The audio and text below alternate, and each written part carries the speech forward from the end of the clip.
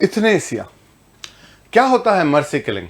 तो किसी particular patient को उसके दर्द से आजादी दिलाने के लिए जानबूझकर उसकी मर्जी से उसकी जान निकाल लेना इथनेसिया कहलाता है। क्या है इसके ऊपर लॉ और क्या है लीगल पर्सपेक्टिव इंडिया में, चलिए जानते हैं। इथनेसिया या फिर मर्सी किलिंग 2016 में गवर्नमेंट ने एक ड्राफ्ट बिल प्रपोज किया इथनेसिया का, पहली बार। इसका नाम था the medical treatment of terminally ill patient, protection of patient and medical practice na bill. Time and again widely debated across the media after the Supreme Court verdict on the Aruna Shanbag case. ये सबसे बहुत famous case है इथनेसिया का। अब ये इथनेसिया क्या है sir? Euthanasia was coined by Sir Francis Bacon. It is also called mercy killing. The term euthanasia has been derived from the two Greek words eu and thanatos, which literally mean good death. मतलब ये उस आदमी के भले के लिए है, ये उस आदमी के लिए अच्छे के लिए है। अब इंडिया की क्या टाइमलाइन है भाई यहां पर? तो ज्ञान कौर केस में सुप्रीम कोर्ट ने कहा बोथ euthanasia और सुसाइड दोनों के दोनों लॉफुल नहीं है। तो अब यहां पर जब इस तरीके के डिसीजन आते हैं तो कंफ्यूजिंग। अब देखो यहां पर ये मोड दे रखे हैं, पढ़ लेना आप इसको। देखो right to life under article 21 कभी भी आपको राइट टू डाई देता ही नहीं, या मैं पढ़ा। कोर्ट ने कहा कि आर्टिकल 21 में जो है वो सिर्फ आपकी जिंदगी की प्रोटेक्शन करता है, पर्सनल लिबर्टी की प्रोटेक्शन करता है, लेकिन आपको मारने की तो हम इजाजत नहीं दे सकते। तो right to life with dignity does not include right to die with dignity. हाँ, सम्मान के साथ मौत, मतलब आप अपनी मर्जी से अपने आप को नहीं मार सकते।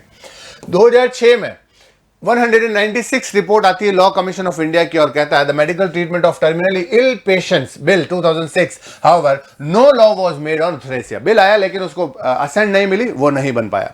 2011 में सुप्रीम कोर्ट ने Aruna Shanbaug versus union of India के केस में एक गाइडलाइन इश्यू की। क्या बोला? It said till Parliament works out legislation, the proceeding laid down by the guideline should be followed. It also spelled out difference between active and passive euthanasia. दोनों बताया उसने। कह रहा जब तक कोई पार्लियामेंट लॉ नहीं बनाता तब तक सुप्रीम कोर्ट ने जो गाइडलाइन इशू की उसी के अकॉर्डिंग ये ट्रीट होगा। 2012 में लॉ कमीशन की 241वीं रिपोर्ट आती है और उसमें कहा गया, फिर से ये मेक किया गया, प्रपोज किया गया कि ऐसा पैसिव यूथनेसिया का कोई ड्राफ्ट बिल हो, कोई मेडिकल ट्रीटमेंट वाला, इस तरीके का कोई लॉ बनना चाहिए। तो यहां पर बिल में जो है यूथनेसिया और लिविंग विल की बात की गई, सब हुआ। 2014 में 3 जजेस की बेंच बैठती है सुप्रीम कोर्ट की और had called the judgment in the Aruna Shanbag case to be inconsistent in itself and has referred the subject to euthanasia to its 5 judges constitutional bench। बोला उनके हिसाब से 3 जजेस की बेंच से कि सही डिसीजन नहीं था, 5 जजेस बेंच को भेज दिया गया वो डिसीजन को। 2016 में हेल्थ मिनिस्ट्री ने एक ड्राफ्ट बिल अपलोड किया पब्लिक ओपिनियन के लिए कि ये बिल, ऐसा बिल आना चाहिए कि नहीं। तो वो पब्लिक से उनका व्यू जानना चाहते थे पैसिव यूथनेसिया पर, ठीक है। तो ये सारी के सारी जो है वो इंडिया की हकीकतें थी जो आपको पता होना चाहिए थी। आप चाहें तो इसका शानबाग का केस बहुत ज्यादा डिटेल में मिल जाएगा आपको, कहीं पर भी नेट पर पता कर लें।